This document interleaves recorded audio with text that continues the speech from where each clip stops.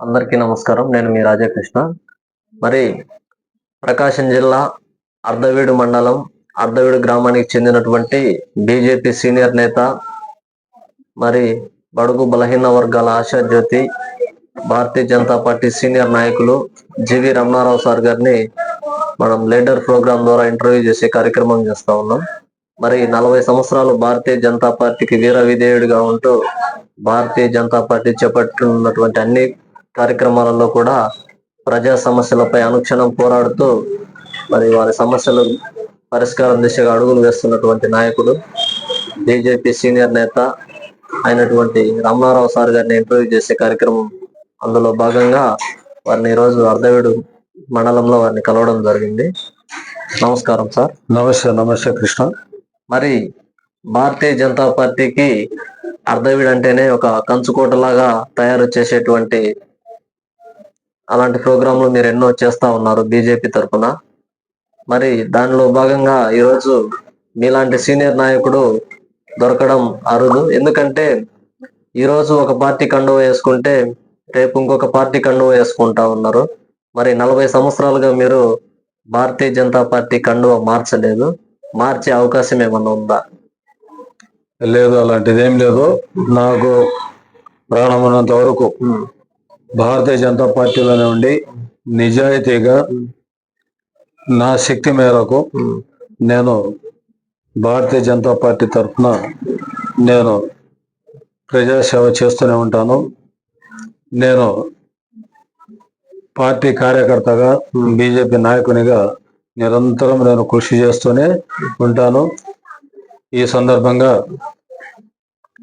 మన దేశ ప్రధానమంత్రి నరేంద్ర మోడీ గారికి, అమిత్ షా గారికి, నిర్మలా సీతారామన్ గారికి, అదేవిధంగా పార్టీని స్థాపించినటువంటి పెద్దలు భారతరత్న మాజీ ప్రధానమంత్రి అటల్ బిహారీ వాజ్పేయి గారికి, లాల్ కృష్ణ అద్వానీ గారికి, వెంకయ్యనాయుడు గారికి, రాష్ట్ర బీజేపీ అధ్యక్షురాలు పురంధేశ్వరి గారికి, బీజేపీ నాయకులకు, కార్యకర్తలకు అందరికీ హృదయపూర్వక నమస్కారాలు తెలియజేస్తూ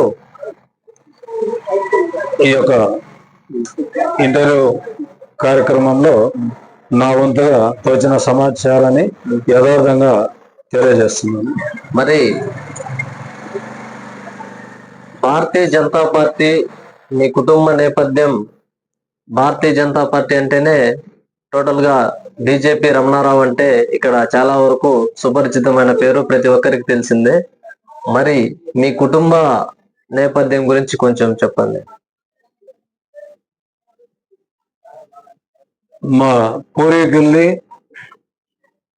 రైల్వే దొనకొండ మండలం పెద్దగుడిపాడు గ్రామం, మా జయనాయన అక్కడ గ్రామాధికారి కరణం గారిగా పనిచేసినాడు.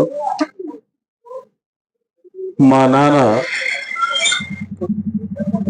కరణంగా తర్వాత ఉపాధ్యాయునిగా పనిచేసి ఈ అర్ధవీడు గ్రామంలోనే ఉపాధ్యాయునిగా రిటైర్డ్ అయినాడు.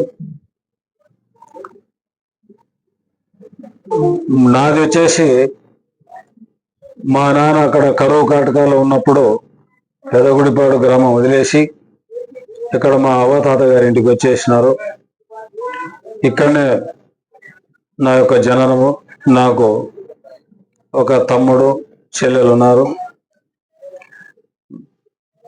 పుట్టినప్పటి నుంచి ఈ రోజు వరకు కూడా మా తాతగారి ఇంట్లోనే నేను, మా కుటుంబ సభ్యులందరూ కూడా, మా తాత, మా మేనమామ ఏవిఎస్పీ రంగనాథరావు వారి కుటుంబ సభ్యుల సహకారంతో, వాళ్ళ అండదండాలతో ఇంతవరకు కూడా ఎన్ని ఇబ్బందులు వచ్చినా, ఆటుపోట్లు వచ్చినా అన్ని విషయాల్లో తట్టుకొని నిలబడి ఇప్పటికీ కూడా ఈ రోజు వరకు కూడా భారతీయ జనతా పార్టీలో నేను పనిచేస్తూనే ఉన్నాను. దేవుడు నాకు ఆరోగ్యం, ఆయుష్ ఇచ్చినంత వరకు కూడా భారతీయ జనతా పార్టీలోనే ఉండి నా శక్తి మేరకు నాకు చేతనైన వరకు ప్రజా సమస్యలను అధికారుల దృష్టికి తీసుకుపోయి అవి న్యాయమైనటువంటి చట్టబద్ధమైన కోరికలు ఏవైనా ఉంటే, పనులు ఉంటే అవన్నీ కూడా వారి దృష్టికి తీసుకుపోయి ఈ యొక్క కార్యక్రమాలు చేయించేదానికి నేను మొదటి నుంచి నేను పనిచేస్తున్నాను. ఇప్పటికీ అదే పద్ధతిలో, అదే మార్గంలో నేను పనిచేస్తూనే ఉంటాను. మీరు ఏమి చదువుకున్నారు, మరి మీ యొక్క విద్యా వివరాలు తెలియజేయండి. మంచి కృష్ణ. ఇప్పుడు నేను చిన్నప్పుడు ఈ అర్ధవేడు గ్రామంలోనే పుట్టి పెరిగినాను. ఇక్కడనే ఎలిమెంటరీ స్కూల్లో చదువుకున్నాను.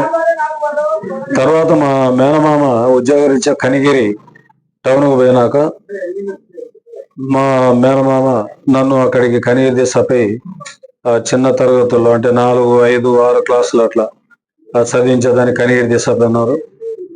కనిగిరిలో ఏబిఎం స్కూల్లో 6వ తరగతి చదువుకున్నాను. తర్వాత మళ్ళీ అర్ధవేడు గ్రామానికి వచ్చి అర్ధవేడు ప్రభుత్వ ఉన్నత పాఠశాల హై స్కూల్లో 7వ తరగతి చేరి అప్పటి నుంచి 10 వరకు ఇక్కడనే చదివి చేసినాను. 10 తర్వాత అప్పటికి మాకు ఇక్కడ కాలేజీ రాలేదు, ఇంటర్మీడియట్. అందుకని నేను మార్కాపురం ఎస్వికేపి కళాశాల అక్కడ చేరి ఎంపీసీ గ్రూప్లో ఫస్ట్ ఇయర్ చదివినాను. నేను సెకండ్ ఇయర్కి వచ్చేటప్పటికి మళ్ళీ ఇక్కడ అర్ధవేడులో కాలేజీ ఏర్పాటు అయింది చూసి మళ్ళీ ఇక్కడికి అర్ధవేడులో వచ్చి ఇంటర్మీడియట్ సెకండ్ ఇయర్ చదివి ఇంటర్మీడియట్ పూర్తి చేసుకున్నాను. నా తర్వాత బిఏ ఎంఏ ఉస్మానియా యూనివర్సిటీ నుండి డిస్టెన్స్ ఎడ్యుకేషన్ డిగ్రీ తీసుకున్నాను. ఆంధ్ర యూనివర్సిటీ నుండి డిస్టెన్స్ ఎడ్యుకేషన్లో MA public administration, Osmania university నుంచి డిస్టెన్స్ ఎడ్యుకేషన్లో పొలిటికల్ సైన్స్ అంటే 2 మాస్టర్ డిగ్రీలో డిస్టెన్స్ ఎడ్యుకేషన్లో చేసినాను. ఈ చదువులకు వీటన్నిటికి కూడా మా తల్లిదండ్రుల యొక్క ఆశీస్సులు, అందుకే జన్మనిచ్చిన తల్లిదండ్రులు కూడా ఈ సమావేశం సందర్భంగా ఇంటర్వ్యూలో నా హృదయపూర్వక నమస్కారాలు మా అమ్మ మా నాన్నకు తెలియజేసుకుంటున్నాను. స్వర్గస్థులైన వారి ఆత్మకు పరమేశ్వరుడు శాంతిని కలగజేయాలని మనసారా కోరుకుంటున్నాను. మరి సామాజిక కార్యక్రమాలలో మీరు అన్ని తానై ముందుండి పేద ప్రజలకు చాలా దగ్గరయ్యారు అనేటువంటి మాట వాస్తవమేనా? వాస్తవమే. నాకు చిన్నప్పటి నుంచి చదువు మీద కంటే కూడా ఏదో ఒకటి మనము చేస్తుండాలా అనేటువంటి ఒక ఉత్సాహం ఉండేది. చదువులో కొద్దిగా వెనకబడి ఉన్నా ఈ ఏవైనా సరే సామాజిక కార్యక్రమాలు చిన్న పిల్లలప్పటి నుంచి గుళ్ళో భజనలు చేయాలన్నా అక్కడ పిల్లలను తోడు చేసుకొని ఆ రామాలయానికి పోయి భజన కార్యక్రమంలో పాల్గొనడం. అట్లనే ఏవైనా సరే చిన్న వయసులో ఉన్నప్పుడు పెద్దలకు ఏదైనా సహకారంగా ఏదైనా ఇప్పుడు ఊర్లో ఉత్సవాలు జరుగుతాయి, నాకు చేతనైనటువంటిది అక్కడ పెద్దలు చెప్పినట్టు ఏదైనా సన్న పనులు చేయడము. అదేవిధంగా ఇంకా ఎవరికైనా ఏదైనా చిన్న పనులు ఉన్నప్పుడు నా స్థాయిని బట్టి నా వయసును బట్టి నేను ఆ సమయంలో చిన్న వయసులో కార్యక్రమాలు చేయడం జరిగింది. తర్వాత కాలేజీ చదువుకునేటప్పుడు ఈ క్రీడలకు సంబంధించినవి కానీ సామాజిక సేవా కార్యక్రమాల్లో కూడా నేను నిరంతర గ్రామాల్లో ఎవరికైనా ఏదైనా అవసరం ఉన్నా చేసిన, ఎవరైనా మన మీద అభిమానంతో మాకు ఏదన్నా సహకారం చేయమన్నా కూడా నేను నాకు చేతనైనవి మామూలు అంటే ఆర్థికంగా కాదు, మా మాట సాయం కానీ ఏదన్నా వాళ్ళ పనిని వేరే వాళ్ళ ద్వారా పని చేయించడం కానీ ఇలాంటి విధంగా నేను చేస్తూ ఉన్నాను. అయితే నాకేంటంటే ఈ మామూలుగా ఈ సేవ చేయాలి, ఆధ్యాత్మిక సేవ కానీ ఏదైనా ఇతరులకు. ఇప్పుడు పూర్వం బోరింగులు ఉండేవి, బోరింగుల దగ్గర వృద్ధులు వచ్చేవాళ్ళు, నీళ్లు కొట్టడం కూడా పాపం చేత కాదు వాళ్ళకు, సహాయంగా పిల్లల సమయానికి ఉండరు, బడికి వెంటారు. అటువంటి సందర్భంలో ఎప్పుడన్నా మనకు తోడైనా కూడా ఆ వృద్ధులకు నీళ్లు కొట్టిస్తుంటే వాళ్ళు, స్వామి నువ్వెందుకు నీళ్లు మాకు ఎవరో ఒకరు ఇస్తారులే అని అనేవాళ్ళు. నేను అవన్నీ పట్టించుకోకుండా. సాంస్కృతిక కార్యక్రమాలు చిన్నప్పటి నుండి మీకు ఇష్టమేనా? ఇష్టమే. దానిలో మీ సాంస్కృతిక కార్యక్రమాల్లో ముఖ్యంగా నేను చిన్నపిల్లనప్పటి నుంచి డ్రామాలు వేయడంలో కొంత ఉత్సాహం ఉండేది నాకు. చిన్నతనంలోనే మాకు ఇక్కడ ఉండే స్నేహితులు, మా బజార్ ఉండే స్నేహితులు టివి రామయ్య, చిన్న శివప్రసాదరావు, దక్షిణామూర్తి, అట్లనే మల్లయ్య, కిష్టయ్య, రవి, బ్రహ్మయ్య, కాశయ్య, ఇలాంటి స్నేహితులంతా మేమంతా రోజు ఏం చేస్తామంటే పౌలు స్కూల్ పోతాము, స్కూల్లో చదువుకుంటాము, సార్లు చెప్పిన నోట్స్ రాసుకోవడం అన్నీ చేసుకుంటాం.